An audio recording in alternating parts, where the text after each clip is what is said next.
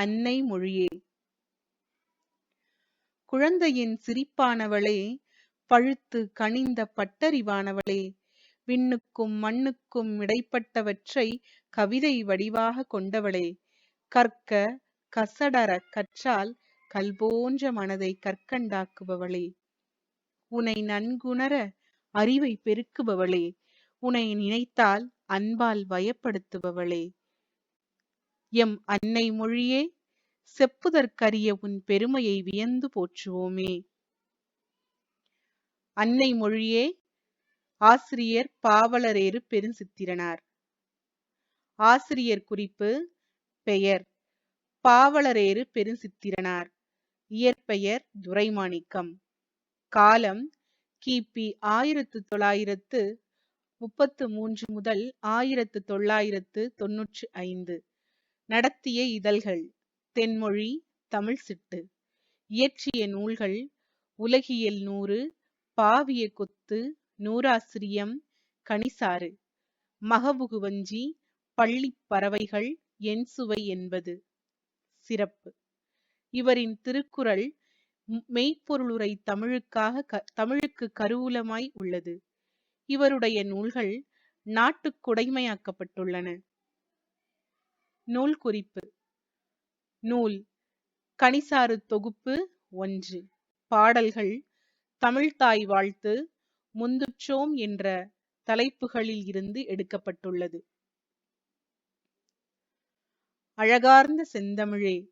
அன்னை மொழியே, அழகார்ந்த செந்தமிழே, முன்னைக்கும் முன்னை முகிழ்த்த நறுங்கனியே, கண்ணி குமரி கடல் கொண்ட நாட்டிடையில் மன்னி அரசிருந்த மண்ணுலகப் பேரரசே, தென்னன் மகளே, திருக்குறளின் மான் புகழே, இன்னரும் பாப்பத்தே, என் தொகையே, நற்கணக்கே, மன்னும் சிலம்பே, மணிமேகலை வடிவே, முன்னும் நினைவால் முடிதாழ வாழ்த்துவமே, செப்பரிய நின் பெருமை. செந்தமிழே, உள்ளுயிரே, செப்பரிய நின் பெருமை என் தமிழ்நா எவ்வாறு எடுத்தே உரைவிரிக்கும். முந்தை தனிப்புகழும் முகிழ்த்த இலக்கியமும் விந்தை நெடுநிலைப்பும் வேறார் புகழுரையும் உந்தி உணர்வெழுப்ப உள்ள கனல்மூல செந்தாமரை தேனை குடித்து சிறகார்ந்த அந்தும்பி பாடும் அதுபோல யாம் பாடி முந்துற்றோம் யாண்டும் முழங்க தனித்தமிழே. கனிசாறு. அன்னை மொழியே, அழகார்ந்த செந்தமிழே, முன்னைக்கும் முன்னை முகிழ்த்த நறுங்கனியே, கண்ணி குமரி கடல் கொண்ட நாட்டிடையில் மன்னி அரசிருந்த மண்ணுலகப் பேரரசே. அன்னை மொழியே, அழகார்ந்த செந்தமிழே, முன்னைக்கும் என்றால் பழமைக்கும், பழமையாய் முகிழ்த்த தோன்றிய நறுங்கனியே, சிறந்த கனியே, கண்ணி குமரி கடல் கொண்ட நாட்டிடையில், கடல் தனக்குள் ஈர்த்த குமரி கண்டத்தில் மன்னி நிலைத்து அரசிருந்த அரசாண்ட மண்ணுலகப் பேரரசே. அன்னை மொழியே, அழகார்ந்த செந்தமிழே, பழமைக்கும் பழமையாய் தோன்றிய சிறந்த கனியே, கடல் தனக்குள் ஈர்த்த குமரி கண்டத்தில் நிலைத்து அரசாண்ட மண்ணுலகப் பேரரசே. இதுதான் முதல் 4 வரியின் பொருள். குமரிக்கண்டம் என்பது நம் தென்னிந்தியா, இலங்கை, ஆப்பிரிக்கா, மடகாஸ்கர், ஆஸ்திரேலியா ஆகியவற்றை இணைத்தவாறு இந்திய பெருங்கடல் பகுதியில் இருந்ததாகவும், அங்கு வாழ்ந்த மக்கள் தங்களுடைய மொழியாக தமிழை கொண்டிருந்தனர் என்றும் இலக்கியங்கள் சான்று காட்டுகின்றன. அது பலாயிரம் ஆண்டுகளுக்கு முன்பே சுனாமி போன்ற இயற்கை சீற்றத்தால் கடலுக்கு அடியில் மூழ்கியதாகவும் இலக்கிய சான்றுகள் கூறுகின்றன. அக்கண்டம் மிகவும் வளம் பொருந்தியதாகவும் வளம் குன்றாமலும் இளமை மாறாமலும் இருந்ததால் அதற்கு இடமுறியா கண்டம் என்ற பெயரும் உண்டு என்றும், அதுவே இந்நாளில் லெமூரியா கண்டம் என்று அழைக்கப்படுவதாக அறிஞர்கள் பலர் கூறுகின்றனர். தென்னன் மகளே, திருக்குறளின் மான் புகழே, இன்னரும் பத்தே என் தொகையே, நற்கணக்கே, மன்னும் சிலம்பே, மணிமேகலை வடிவே, முன்னும் நினைவால் முடிதாழ வாழ்த்துவமே. தென்னன் பாண்டியன், பாண்டியனின் மகளே, திருக்குறளின் சிறந்த புகழே, இன்னரும் இனிமையான பத்தே என்றால் 10 பாட்டு, 10 பாட்டே, என் தொகையே 8 தொகையே, நற்கணக்கே 11 கீழ்கணக்கே, மன்னும் சிலம்பே, மன்னும் என்றால் நிலைத்த, நிலைத்த சிலப்பதிகாரமே, வடிவு என்றால் அழகு என்று பொருள், அழகான மணிமேகலையே, முன்னும் நினைவால், எனக்குள் தோன்றுகின்ற நினைவால் முடித்தாழ தலை குனிந்து வாழ்த்துகிறோம். தென்னன் மகளே, திருக்குறளின் சிறந்த புகழே, இனிமையான 10 பாட்டே, 8 தொகையே, 11 கீழ்கணக்கே, நிலைத்த சிலப்பதிகாரமே, அழகான மணிமேகலையே, எனக்குள் தோன்றிய நினைவால் தலை குனிந்து வாழ்த்துகிறேன். சங்க இலக்கியம் 2 வகையாக பிரிக்கப்படுகிறது. ஒன்று 11 மேற்கணக்கு, இன்னொன்று 11 கீழ்கணக்கு. 11 மேற்கணக்கு நூல்கள் 8 தொகை 10 பாட்டு ஆகும்.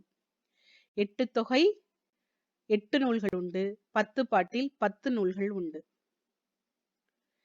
8 தொகை: நற்றிணை, நல்ல குறுந்தொகை, ஐங்குறு நூறு, ஒத்த பதிற்று 10, ஓங்கு பரிபாடல், கற்றறிந்தார் ஏத்தும் கலியொடு, அகம் புறம் என்று இத்திரத்த 8 தொகை.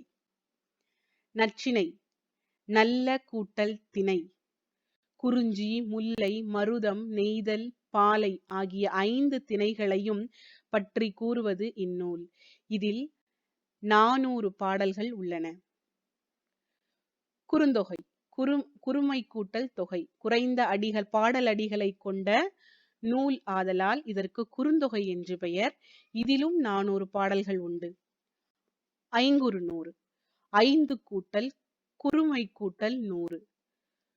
குறிஞ்சி, முல்லை, மருதம், நெய்தல், பாலை ஆகிய 5 நிலங்களையும் பற்றி கூறுவது 100 பாடல்களாக பிரித்து கூறுவது ஐங்குறு நூறு ஆகும். ஒத்த பதிற்று 10, சேர மன்னர்கள் 10 சேர மன்னர்களை பற்றி 10 புலவர்கள் 10 பாடல்களாக எழுதிய நூலே பதிற்று 10. 10 கூட்டல் 10. இதில் முதல் 10ம் இறுதி 10ம் நமக்கு கிடைக்கவில்லை. பரிபாடல், பரி கூட்டல் பாடல். பரி என்றால் குதிரை. குதிரை எப்படி வேகமாக விரைந்து ஓடுகிறதோ அதுபோல இந்த பாடல் அடிகளின் பன்னிசையும் விரைந்து இருக்கும். அதனால்தான் இதற்கு பரிபாடல் என்று பெயர். இதில் 70 பாடல்கள் உள்ளன. ஆனால் இதில் முழுவதுமாக நமக்கு கிடைக்கவில்லை.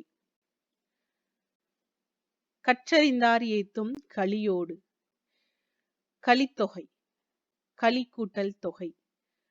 பாவகைகள் வெண்பா, ஆசிரியப்பா, கலிப்பா, வஞ்சிப்பா ஆகிய 4 கலிப்பா வகையை சேர்ந்த பாடல்கள்தான் இந்த கலித்தொகை. அதனால்தான் இப்பெயர் பெற்றது. இதில் 150 பாடல்கள் உள்ளன.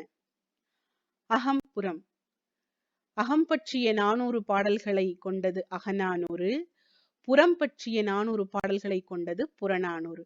ஆகவே இது அகநானூறு, புறநானூறு என பெயர் பெற்றது. செந்தமிழே உள்ளுயிரே, செப்பரிய நின் பெருமை என் தமிழ்நா எவ்வாறு எடுத்தே உரைவிரிக்கும், முந்தை தனிப்புகழும் முகிழ்த்த இலக்கியமும் விந்தை நெடுநிலைப்பும் வேறார் புகழுரையும். செந்தமிழே, செம்மையான தமிழே, உள்ளுயிரே, எனக்குள் இருக்கும் உயிரே, செப்பரிய, செப்புதல் என்றால் சொல்லுதல் என்று பொருள்.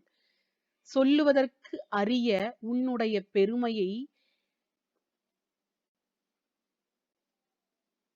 என்னுடைய தமிழ் நாக்கு எப்படி எடுத்து கூறும்? முந்தை, பழமை என்று பொருள். பழமையான சிறப்பான தனி புகழும் முகிழ்த்த தோன்றிய இலக்கியமும். விந்தை என்றால் வியப்பு என்று பொருள். நெடுங்காலம் நீடித்து நிலைக்கும் உன் சிறப்பும் உன்னை அறிந்த வேறு நாட்டவர்களின் புகழுரையும் நினைத்தால் எனக்கு வியப்பாக இருக்கிறது. இதுதான் இந்த 4 வரிக்குள்ள பொருள்.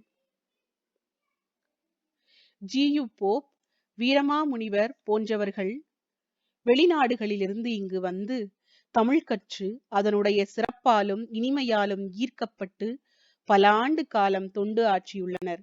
அது மட்டுமல்லாமல் ஜி.யு. போப் அவர்கள் உலக பொதுமறையாம் திருக்குறளையும் நாலடியாரையும் ஆங்கிலத்தில் மொழிபெயர்த்துள்ளார். ஜோசப் எஸ்கி என்று இயற்பெயர் கொண்ட வீரமாமுனிவர் அவர்கள் தீந்தமிழ் காப்பியமாம் தேம்பாவணியை நமக்கு தந்துள்ளார்.